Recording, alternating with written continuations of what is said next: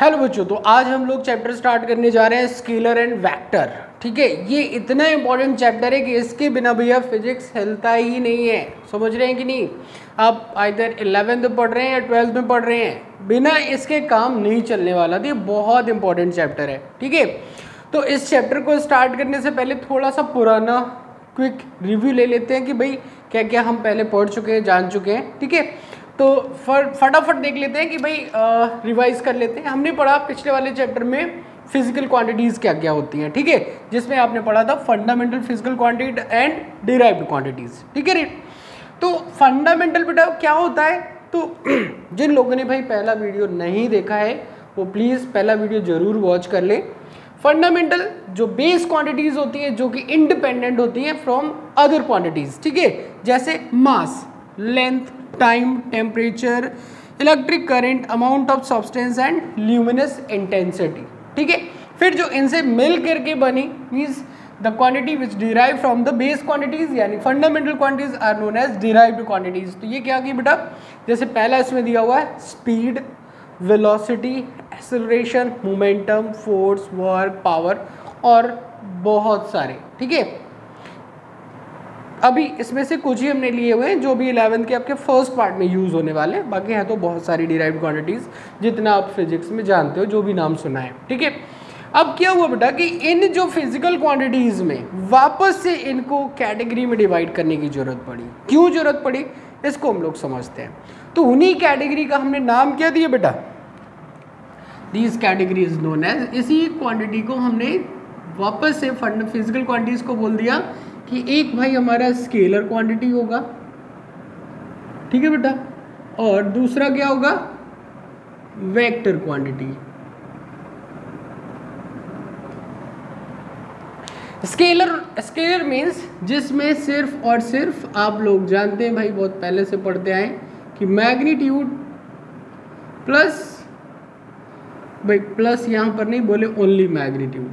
ठीक है, लेकिन प्लस में इसलिए बोला क्योंकि यहाँ पर मैग्नीट्यूड के साथ उसकी यूनिट भी होनी चाहिए। ठीक है, यूनिट, क्योंकि अगर आप उसका यूनिट नहीं बताएंगे तो वो फिर फिजिकल क्वांटिटी ना हो करके एक सिंपल नंबर रह जाएगा। कैसे? मैंने बोला कि भाई 2, तो आप बोलोगे क्या 2? 2 kg या 2 मीटर या 2 सेकेंड या 2 केल्विन या फिर 2 एम्पियर, कुछ तो बोलो। हाँ, तो वो बोलने के लिए हमें क्या करना पड़ेगा बेटा कि भाई उसका यूनिट भी बोलना पड़ेगा। तो ऐसी चीज़ जिसको एक्सप्रेस करने के लिए हमें उसकी वैल्यू, मैग्नीट्यूड मतलब उसकी वैल्यू बतानी पड़ेगी और उसके साथ में उसका यूनिट भी बताना पड़ेगा ताकि वो फिजिकल क्वांटिटी रहे। राइट, तो आपने बोला कि सर जैसे फॉर एग्जांपल मान लेते हैं कि अभी मैंने कहा कितना टाइम हुआ, तो आपने बोला सर 5 बज गया। तो मैंने कहा अच्छा ठीक, अगर 3 घंटे पढ़ाएंगे तो कितना टाइम हो जाएगा? तो तुमने बोला 5 में तुरंत 3 ऐड कर दिया तो कितना हो गया? बोले 8 बज जाएगा सर, रात के, है ना, या दिन के, या जो भी आप बोलो, जिस टाइम भी आप पढ़ रहे हैं। तो आपने बोला कि सिंपल कि ऐसी क्वांटिटी जिसमें सिर्फ मैग्नीट्यूड, उसकी वैल्यू की जरूरत पड़े, साथ में यूनिट तो भाई उसका कॉमन है, प्लस उसको मैथमेटिकल एक्सप्रेशन के अकॉर्डिंग ऐड सब्ट्रैक्ट भी किया जा सके, तो उसको हम लोग क्या बोलेंगे? Scalar quantities. तो आप देख रहे हैं इधर वाला, ये सब क्या है बेटा? These are scalar quantities। ठीक है, all fundamental physical quantities are known as scalar। भैया इसमें सिर्फ मैग्नीट्यूड ही होता है और साथ में यूनिट तो आप जानते ही हैं कि मास का यूनिट क्या होता है? kg, और लेंथ का मीटर। ठीक है, time second, temperature kelvin, current ampere, amount of substance बेटा इसका होता है हमारा मोल, और luminous intensity that is candela. Right, तो इनको कभी भी आप, जैसे मैंने पूछा टाइम कितना हुआ, तो अभी आपने बोला ना कि सर 5 बज गया, तो 5 बज गया। भाई कोई ऐसा पूछता है कि किस डायरेक्शन में, नॉर्थ में कितना टाइम हुआ है, साउथ में कितना हुआ है, ईस्ट में, वेस्ट में, ऊपर नीचे, कोई ऐसा पूछता है क्या? नहीं पूछता। भाई टाइम है, बंदा सेटिस्फाइड, उसको पता है कि सुबह हो रही है, शाम हो रही है, भाई AM PM बताने की भी जरूरत नहीं है ना, आपको पता होता है, सबको पता होता है भाई। ठीक है, इससे किसी भी क्वांटिटीज को आप कंसीडर करोगे तो वो क्या हो जाएगा बेटा? सिंपल स्केलर, और उसको बताने के लिए सिर्फ मैग्नीट्यूड यानी उसकी वैल्यू की ही जरूरत पड़ेगी। राइट, तो आई होप आप ये समझ गए होंगे। अब इनमें से देखो कौन सा स्केलर है बेटा, तो आप देख सकते हो कि ये वाला स्पीड, स्पीड भी हमारा स्केलर क्वांटिटी होता है, डिस्टेंस भी स्केलर होता है, और नीचे आ जाओ वर्क एंड पावर, ये हमारी क्या है स्केलर क्वांटिटीज। समझ में आ गया। नेक्स्ट वेक्टर क्वांटिटी में क्या कहता है बेटा कि वो क्वांटिटीज जिनको बताने के लिए हमें डायरेक्शन की भी जरूरत पड़े, ठीक है, तो ऐसी क्वांटिटी को हम लोग क्या बोलेंगे वेक्टर। समझ गए बेटा। जैसे फॉर एग्जांपल आपने बोला कि सर आज आप मेरे घर पे आ जाइए, मैंने कहा बेटा कहाँ है घर आपका, तो आपने बोला सर दिल्ली में है आ जाइए। मैंने कहा अच्छा भाई दिल्ली क्या छोटा सा है, किसी एक पॉइंट पे जो मैं जाऊँगा और दिल्ली में पहुँच जाऊँगा। नहीं नहीं सर दिल्ली है आ जाइएगा। सोचो जरा क्या प्रैक्टिकली ऐसा पॉसिबल है, आप बोलो दिल्ली आ जाओ और मैं वहाँ आपके घर पे पहुँच जाऊँ। तो यहाँ पर क्या आपको डायरेक्शन बतानी पड़ेगी कि भैया पहले आप इस प्लेस पे जाएंगे, वहाँ से लेफ्ट लेंगे राइट लेंगे वगैरह वगैरह, है कि नहीं। तो जैसा कि मैंने बोला कि भाई अभी क्या है डायरेक्शन की हमें ज़रूरत नहीं पड़ती क्योंकि गूगल बाबा को सारी डायरेक्शंस पता है, आप बस एड्रेस भेज दो, हम डायरेक्शन हमें गूगल बताता हो हमें वहाँ पर पहुँचा देगा। लेकिन सोचो आज से 10 साल पहले जब हम गूगल यूज़ नहीं करते थे, ऐसे पहले के टाइम में जब भी आप बात करो तो आपने बोला सर तब गूगल नहीं था, तब हम लोग क्या करते थे, तो उस समय आपको या तो कोई लेने आता था या फिर फ़ोन करके या जैसे भी वो आपको गाइड करता रहता था कि पहले यहाँ आना, पीपल का पेड़ होगा, यहाँ पे नल लगा होगा वगैरह वगैरह, आपको तमाम सारा गाइडलाइन देता था, राइट। तो लेकिन अब हमें ऐसी ज़रूरत नहीं पड़ती। तो खैर हम लोग यहाँ पर आते थे बेटा, जैसे सबसे पहला हमारा क्या आता है displacement. Displacement is a vector quantity, this one, ठीक है। And acceleration, velocity, momentum, force, ये आपके सब क्या आ जाते हैं बेटा, these are vector quantities, right. और बाकी सारा क्या था स्केलर। तो यहाँ से आपको आइडिया लग गया होगा कि भाई स्केलर और वेक्टर हम लोग यहाँ पर क्यों इसको कैटेगरी में डिवाइड करना पड़ा और क्यों नया चैप्टर बनाना पड़ा, ठीक है। वेक्टर की एक खास बात और होती है कि जैसे बाकी में क्या होता है बेटा कि आपने बोला कि भाई हमारे घर में 2 kg चीनी रखा हुआ है और 2 kg और लेके 2 किलो मैं लाया 2 किलो पापा लाए, टोटल कितना हो गया 4 kg, आप यही बोलोगे। लेकिन वेलोसिटी वेक्टर के केस में ऐसा नहीं होता, इनकी भैया अपनी अलग मैथ्स है, ठीक है, वो अलग इनकी मैथ्स क्या है। मतलब इसमें हम अगर ऐसे बोलते कि 2 + 2 या 2 + 4 कितना हो जाएगा, तो तुमने बोला कि सर 6 हो जाएगा, ये सिंपल मैथ्स कहती है। लेकिन ये क्या बोलता है वेक्टर, क्या बोलता है कि भैया 2 + 4 6 नहीं, 6 भी हो सकता है 2 भी हो सकता है, और इन दोनों के बीच में कोई भी वैल्यू हो सकती है। ये बात समझ में आया, ये थोड़ा कम समझ में आया होगा क्योंकि अभी लग रहा होगा अजीब, लेकिन यही अजीब को हमें पढ़ना है वेक्टर में, समझ रहे हो कि नहीं, कि भाई यार 2 + 4 6, तो मैं जानता हूँ 2 - 4 कर दूंगा तो 2 आ जाएगा, लेकिन बाकी बीच का ये कह रहा है कि बीच का 5 भी हो सकता है आंसर भाई, ठीक है, 3 भी हो सकता है, क्लियर। तो ये कैसे पॉसिबल है, ये सब चीज़ें हम लोग किसमें पढ़ेंगे वेक्टर में, ठीक है। तो एक भाई थोड़ा सा रिवीजन के लिए, क्योंकि डेफिनेशन बार बार आता है, तो फिजिकल क्वांटिटी विच आप, तो भाई कौन सी फिजिकल क्वांटिटी, कैसी फिजिकल क्वांटिटीज, तो ये वो फिजिकल क्वांटिटीज है बेटा जो बेस थी, जिनको हम पहले से जानते हैं, इसलिए मैंने आपको थोड़ा सा इंट्रोडक्शन दिया। तो इनको एक बार आप नोट कर लो, फिर हम लोग इसकी डेफिनेशन को समझते हैं, ठीक है, फटाफट नोट करो। तो चलिए भाई अब आगे देखते हैं कि फिजिकल क्वांटिटीज़ को 2 कैटेगरी में, कौन कौन सा कैटेगरी बेटा, तो ये आपने बोल दिया कि सर फिजिकल क्वांटिटी 2 कैटेगरी में होती है, पहला scalar quantity, scalar quantity, and second one is vector quantity, right. अभी जैसे कि हमने अभी डिस्कशन किया, तो उसी के अकॉर्डिंग बेटा हम लोग इनका शॉर्ट में डेफिनेशन या अभी सिंपल से लिख लेते हैं एग्जांपल्स क्या कहेंगे। तो अभी हमने क्या बोला बेटा, all fundamental physical quantity,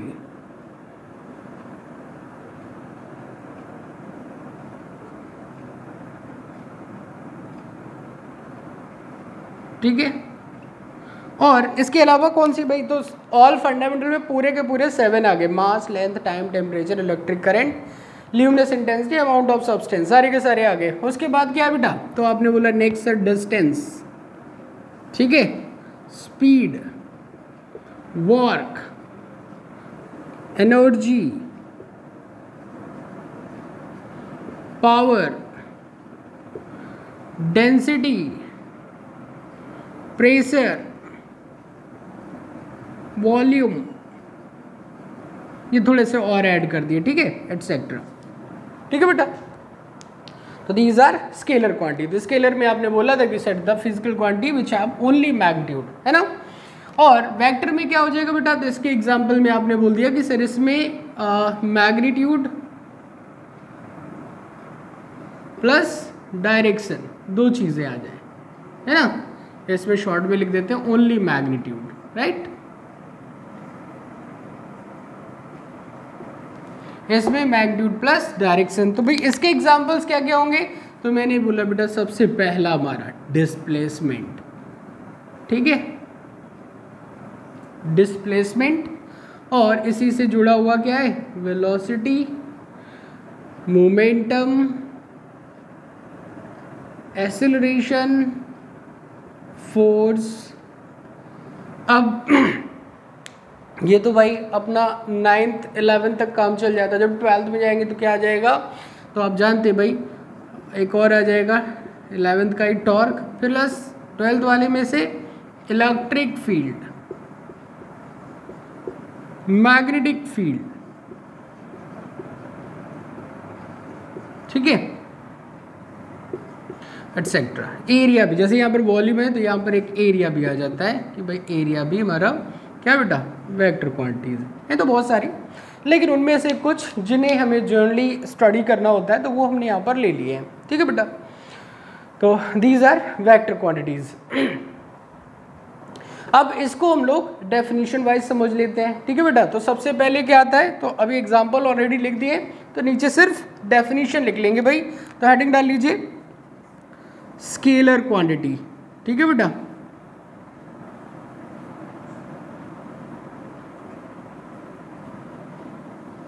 scalar quantity की डेफिनेशन क्या हो जाएगी, तो आप बोलेंगे कि सर द फिजिकल क्वांटिटी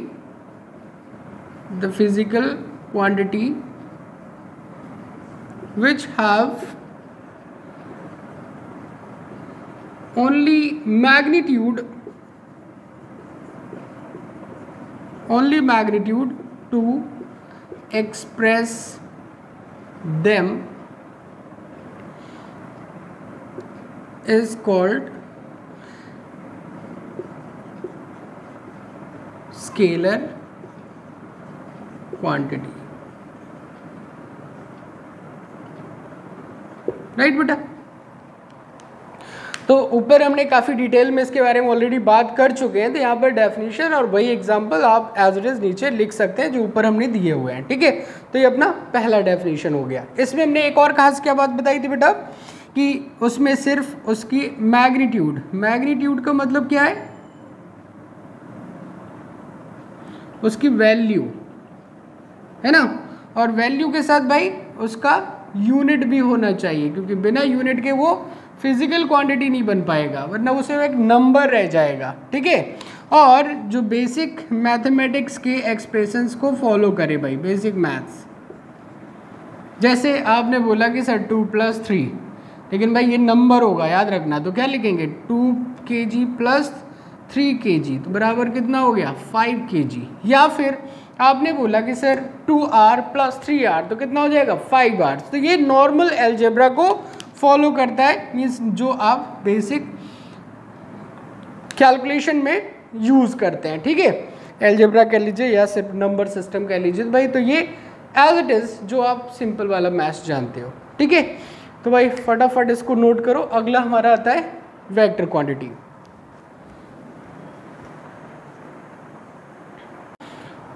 तो नेक्स्ट देख लीजिए भाई, इसी में वेक्टर कैसे करेंगे बेटा। तो इसी the physical quantity which have, यहां पर ओनली की जगह भाई क्या लिख देंगे, बोथ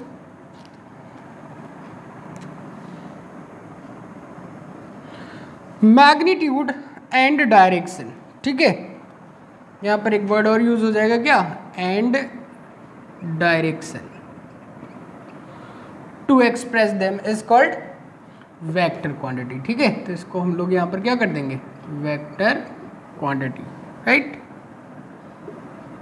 तो ये अपनी डेफिनेशन किसकी बन गई, वेक्टर क्वांटिटी की, ठीक है। मतलब एक याद करो, एक के साथ एक फ्री आपका, ठीक है। तो डेफिनेशन भाई बहुत इंपॉर्टेंट है, आपको याद है तो वेल एंड गुड, अगर याद नहीं है तो एज इट इज याद रखो, क्यों, पूरे चैप्टर का ही नाम है क्या, स्केलर एंड वेक्टर। और स्केलर वेक्टर में चैप्टर का नाम आ गया, लेकिन हमें बोले डेफिनेशन मैं नहीं याद कर रहा, तो भाई फिर आप आगे परेशानी में रहोगे, ठीक है। क्योंकि चैप्टर के जो बेसिक पॉइंट है वो तो हमें पता होने चाहिए, है कि नहीं। तो चलो भाई, तो इसके एग्जाम्पल ये हो गए। तो मैंने जैसे अभी बोला कि भाई इसका मैथ्स अलग है, ये बोलता है कि अगर 3+4 करेंगे, ठीक है, वेक्टर मैथ्स क्या कहता है, वेक्टर की अपनी अपनी अलग मैथ्स है ना।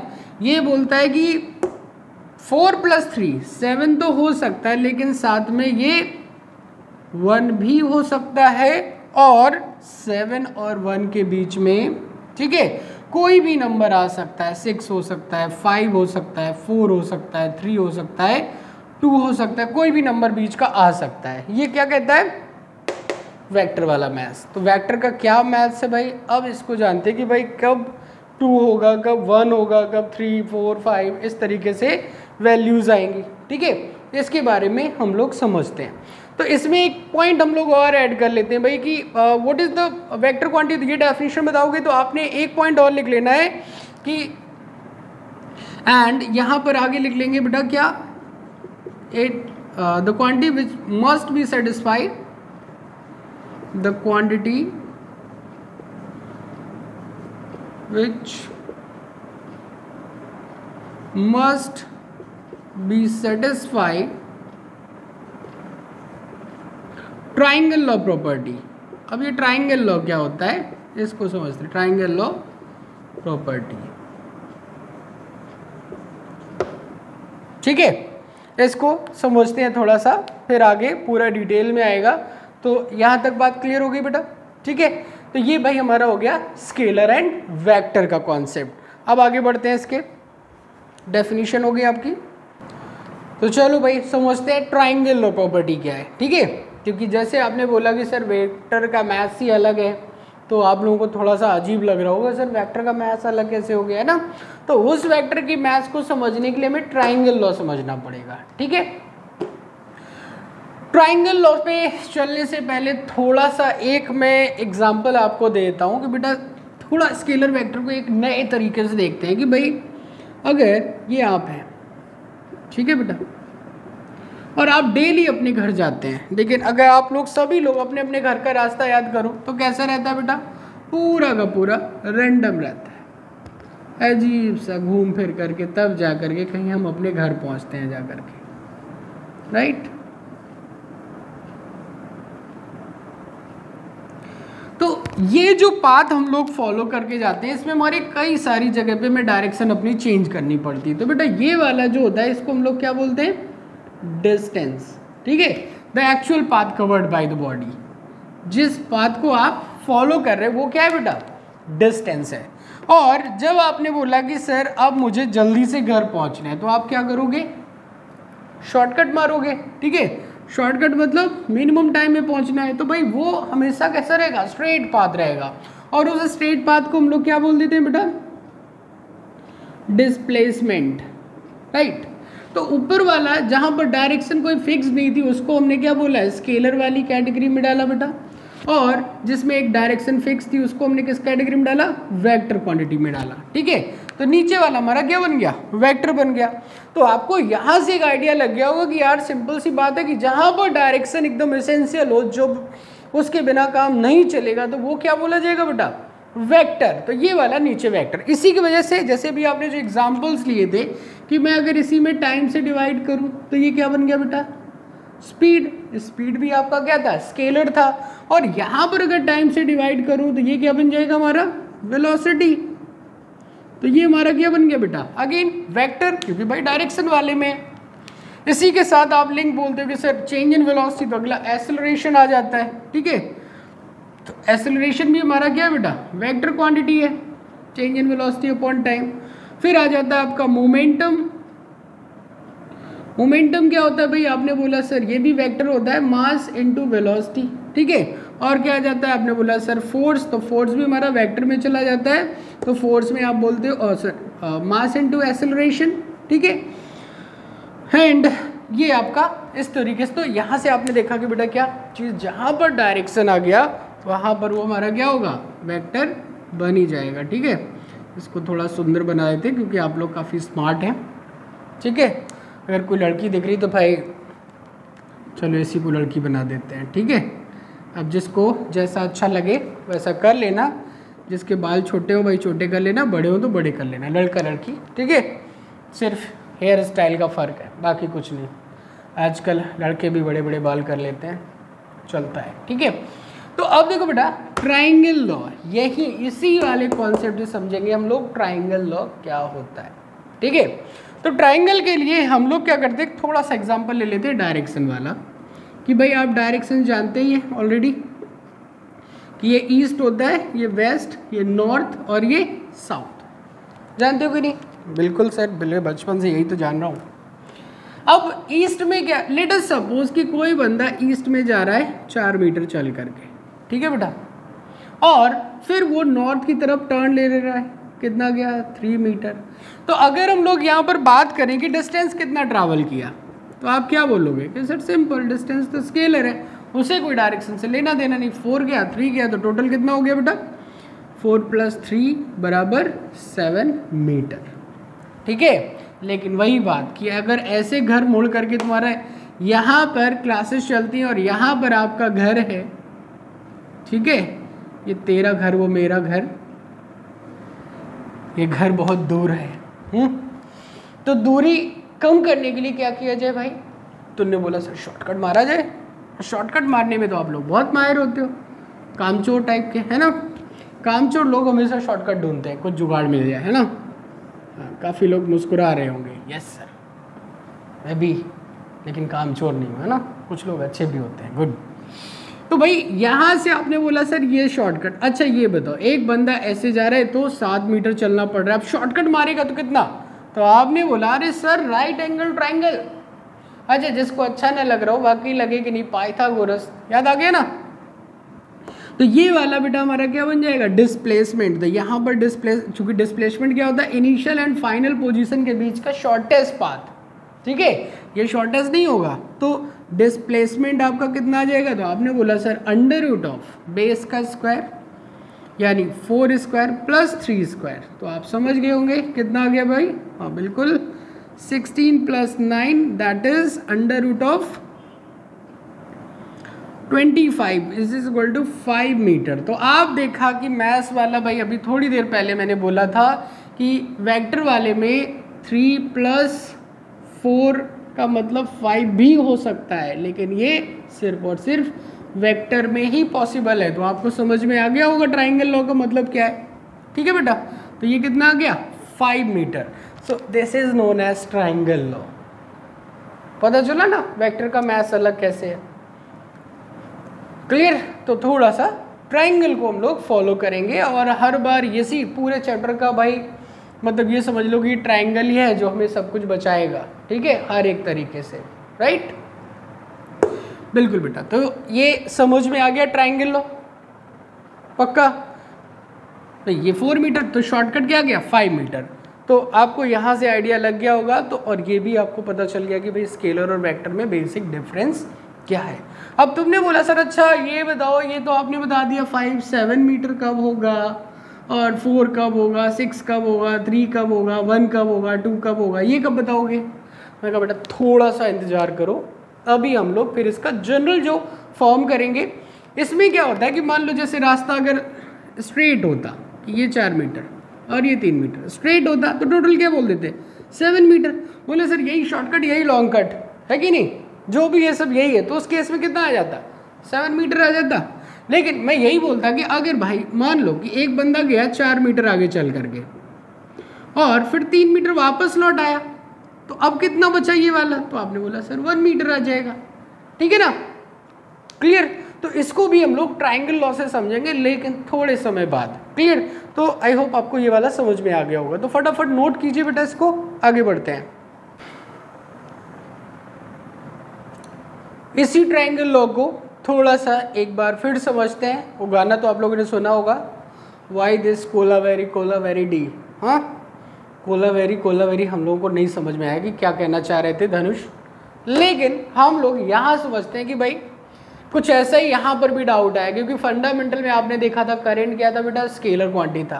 तो इन्होंने बोला कि करंट को तो हम डायरेक्शन भी दे सकते हैं और मैग्नीट्यूड तो रहता ही, उसके पास वैल्यू रहती है, इतने एम्पियर करंट जा रहा है। भाई हमने क्या किया, एक वायर रखा और बोल दिया कि ईस्ट में जा रहा है, और इसी वायर को जाके आगे जाकर के साउथ में मोड़ दिया। क्यों बेटा, कोई प्रॉब्लम?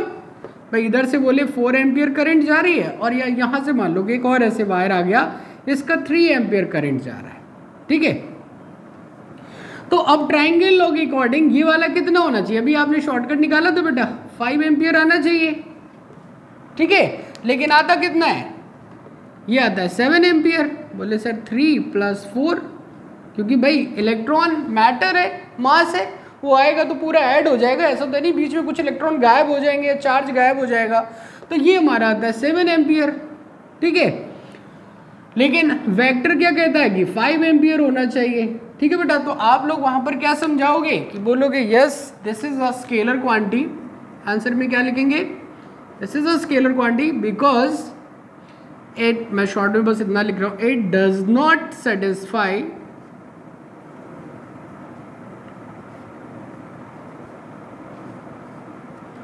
Triangle law property.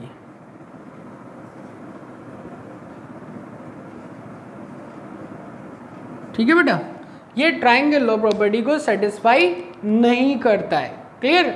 इसलिए हम लोग इसको क्या बोलते हैं, स्केलर। जैसे आपने बोला ना, देखो वापस समझ लेते हैं भाई कि ट्राइंगल लॉ ये कहता है कि भाई अगर इधर से 4 आ रहा था, ठीक है, और इधर से 3 एम्पियर गया, तो रिजल्टेंट हमारा क्या आना चाहिए था, 5 एम्पियर।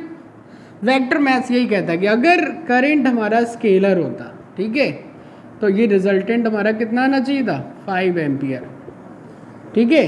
बट आ कितना रहा है बेटा कि सर करंट I बराबर I1 + I2 दैट इज 3 + 4 बराबर 7 एम्पियर, क्योंकि भैया ये मैटर है, बीच में कुछ गायब को थोड़ी ना हो जाएगा। जैसे मान लो कि अगर एक तरफ से हमने 4 लीटर पानी फैलाया, दूसरा 90 डिग्री से 3 लीटर और डाल दिया, तो भाई दूसरे वाले जो सामने जाकर के मिलेगा तो वो 7 लीटर पानी ही कलेक्ट होगा। ऐसा नहीं होगा कि 5 लीटर, तो मैं बोलूँगा क्यों भाई 2 लीटर कौन पी गया, है कोई जवाब? यहाँ तो पिछले वाले में तो था, आपने ही बोला कि सर शॉर्टकट मारा कि भाई 4 मीटर गया और इधर 3 मीटर गया, तो तुमने बोला कि अगर इस रास्ते को मैं फॉलो ना करूँ तो क्या कर सकता हूँ, बोले ये शॉर्टकट मार सकता हूँ, तो ये 5 मीटर में जाना पड़ेगा, तो चलेगा।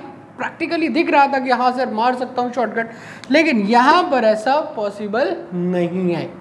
समझ गए बेटा बात, क्लियर। तो इसलिए इसमें हम लोग क्या बोलेंगे कि yes this is a scalar quantity because it does not satisfy triangle law property, ठीक है बेटा। सेम ऐसे ही प्रेशर में भी हमारा डायरेक्शन मैग्नीट्यूड होता है, बट वो भी हमारा ट्राइंगल लॉ को सेटिस्फाई नहीं करता है।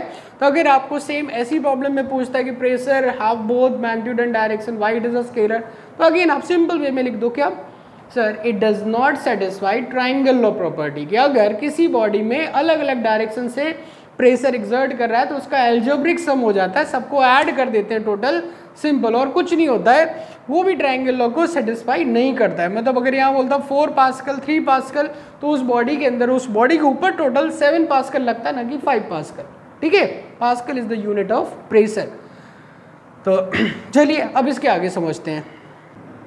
तो नेक्स्ट टॉपिक पढ़ते हैं बेटा, टाइप्स ऑफ वेक्टर, ठीक है। तो टाइप्स ऑफ वेक्टर कितने टाइप के होते हैं भाई, इसको देख लेते हैं। ये हमारे 2 टाइप के होते हैं बेटा, ठीक है। First one is polar vector,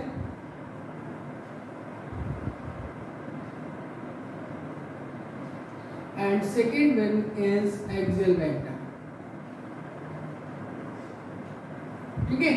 polar vector and axial vector क्या होता है भाई पोलर वेक्टर? तो बेटा जहां पर ट्रांसलेटरी मोशन की बात करें यानी स्ट्रेट लाइन की बात हो, ठीक है, तो इसमें हम लोग ऐसे समझने के लिए शॉर्ट में समझ लेते हैं कि जब हम लोग मोशन इन स्ट्रेट लाइन की बात करेंगे, ठीक है, तो वो हमारे पोलर वेक्टर में जो भी क्वांटिटीज आएंगे, और जब जहां पर भी रोटेशनल इफेक्ट आ गया, ठीक है, तो वहां पर सारे के सारे हमारे क्या बन जाएंगे बेटा, रोटेशनल इफेक्ट आ जाएगा तो वो एक्सियल वेक्टर बन जाएगा, रोटेशनल मोशन तो वो हमारा क्या बन जाएगा, एक्सियल वेक्टर, ठीक है। तो यहां पर बेटा अब हम लोग देखते हैं भाई क्या चीज पोलर में, तो एग्जांपल में क्या आ जाएगा, जैसे अभी हमने जितने लिए थे, क्या चीज बेटा, डिस्टेंस की क्या चीज, डिस्टेंस तो स्केलर का है ना, displacement, velocity, acceleration, momentum, force, ठीक है। और एक्सियल भी कौन सा आ जाएगा बेटा, सब में एंगुलर वर्ड यूज हो जाएगा, क्या हो जाएगा, एंगुलर वर्ड। यहाँ पर हम लोग एग्जांपल लिखेंगे, पहला हो जाएगा एंगुलर डिस्प्लेसमेंट, ये हम सब लोग किसमें पढ़ेंगे बेटा, जब सर्कुलर मोशन पढ़ेंगे या फिर रोटेशनल मोशन पढ़ेंगे, वहां पर ये पूरा का पूरा हमारा आ जाएगा, ठीक है। तो एंगुलर डिस्प्लेसमेंट, एक वर्ड में पूरा लिख देता हूं भाई, एंगुलर डिस्प्लेसमेंट, इसको हम लोग थीटा से डिनोट करते हैं, जैसे इसको हम लोग एक्स से डिनोट करते हैं या फिर डेल्टा एक्स, या इसको डेल्टा थीटा, ट्रायंगल बना देते हैं उसको डेल्टा करते हैं और इसको थीटा, ठीक है। और दूसरा, इसके दूसरा एग्जांपल क्या बन जाएगा बेटा, एंगुलर वेलोसिटी, इसको हम लोग ओमेगा से डिनोट करते हैं, जैसे इसको यहाँ पर v से। फिर अगला वर्ड एंगुलर एक्सेलरेशन, इसको हम लोग यहाँ पर अल्फा से डिनोट करते हैं, इसको a से। एंगुलर मोमेंटम, इसको p से डिनोट करते हैं, और सॉरी l से, और लीनियर मोमेंटम को p से डिनोट करते हैं, फोर्स को f से डिनोट करते हैं, आप जानते हो, और फोर्स की जगह बताया जाता है यहाँ पर टॉर्क, ठीक है। तो ये भाई अभी आप लोगों ने नहीं पढ़े होंगे, जो लोग बच्चे 11th में हैं या जो 9th में हैं वो लोग अभी इसको नहीं जानते हैं, लेकिन जो 12th में है भाई वो लोग जानते हैं, जो लोग रिवीजन कर रहे हैं उनके लिए ये लोग आप जानते हो। तो बच्चों 11th और 9th वाले बच्चों को मैं स्पेशली बोल दे रहा हूँ कि जो भी फाउंडेशन कोर्स कर रहे हैं वो लोग अभी इससे डरे नहीं कि सर पता नहीं ये क्या दे दिया, ये आगे आएगा आपके, ठीक है, टेंशन मत लीजिएगा। टॉर्क, इसको टी को थोड़ा घुमा रहे थे तो टाउ इसको पढ़ते हैं, ठीक है बेटा। तो ये हमारा किस में आ जाता है, एक्सियल वेक्टर, क्लियर। तो अब इसको हम लोग अलग अलग समझेंगे कि भाई पोलर वेक्टर को किस तरीके से कंपोनेंट में रिजॉल्व कर सकते हैं, एक्सियल वेक्टर में क्या होता है, डायरेक्शन कैसे फाइंड आउट करते हैं, कि जैसे पोलर में क्या डायरेक्शन आपको दिख रही होती है, जैसे यहाँ पर हमने लिया कि भाई यहाँ से इस पॉइंट पर जाना है, तो आपने बोला सर ये इसका डिस्प्लेसमेंट हो गया, तो आपको डायरेक्शन पता है कि एक्स एक्सिस से थीटा पे चली जाएगी, लेकिन यहाँ पर डायरेक्शन ऐसे नहीं आता है। यहाँ पर हम लोग राइट हैंड रूल से यूज करते हैं, राइट हैंड थंब रूल भी हम लोग इसको बोलते हैं, कि जैसे जब एरिया निकालेंगे वो बाद में आएगा, डिटेल बताएंगे। तो बेटा क्या होता है कि ए क्रॉस बी करोगे तो क्या करेगा, थंब ऊपर जाएगा, बी क्रॉस ए करोगे तो थंब नीचे जाएगा, ठीक है। तो ऊपर गया तो पॉजिटिव डायरेक्शन, नीचे गया तो नेगेटिव डायरेक्शन। तो इसको हम लोग क्रॉस प्रोडक्ट से कुछ इस तरीके से करते हैं कि भाई अगर क्लॉकवाइज घूम रहा है तो ऐसे टर्न करोगे बेटा, थंब किधर जा रहा है, अंदर, या फिर इसको आप डाउनवर्ड ही बोल सकते हो कि सर अगर ऐसे है तो इसमें बॉडी कैसे घूमेगी, डाउनवर्ड। अगर एंटी क्लॉकवाइज मूव कर रहा है तो कैसे में मूव करेगा बेटा, अपवर्ड, ठीक है, और ये डाउनवर्ड। इसको थोड़ा दूसरे एग्जांपल से समझते हैं। वो फ्लाइट व्हील आता है ना छोटा सा, जिसको हम लोग ऐसे करके उड़ाते हैं, याद है, मेरे पास है नहीं, तो आपको याद होगा, सबने बचपन में उड़ाया होता है, ठीक है। कुछ कैसा दिखता है आपको, कुछ ऐसे दिखता है, याद आया सभी को। तो इसको ऊपर उड़ाने के लिए क्या करते हो आप, ध्यान देना कि ऐसे करके छोड़ दो, ये कैसे घूमेगा बेटा, ऐसे एंटी क्लॉकवाइज घूमेगा। तो जैसे ऐसे छोड़ दो तो क्या करता है, ऊपर की तरफ ऐसे उड़ जाता है, और अगर गलती से तुमने ऐसे किया ना तो ऐसे करोगे तो ये क्लॉकवाइज घूमेगा। देखना है कैसे, जैसे मैंने इस पेन को लिया बेटा, देखो अगर ऐसे पीछे की तरफ मैं अपना राइट हैंड अगर पीछे की तरफ खींचूंगा तो ये क्लॉकवाइज घूम रहा है, अगर ऐसे करूंगा तो एंटी क्लॉकवाइज। तो जब आप ऐसे करते हो तो ऊपर की तरफ विंग उड़ता हुआ चला जाता है ना, और अगर रिवर्स में करोगे तो विंग डाउनवर्ड मूव करता जाएगा। क्लियर बेटा? फ्लाइंग फैन याद है ना? तो ये इसका बेस्ट एग्जांपल होता है कि भाई वही रोटेशन वाला काम करता है जाकर के, ठीक है। तो ये दो टाइप के वेक्टर हैं। अब इसको हम लोग अगेन फर्दर और समझते हैं कि वेक्टर को कैसे रिप्रेजेंट करते हैं। तो बेटा फटाफट इसको नोट करो, आगे बढ़ते हैं।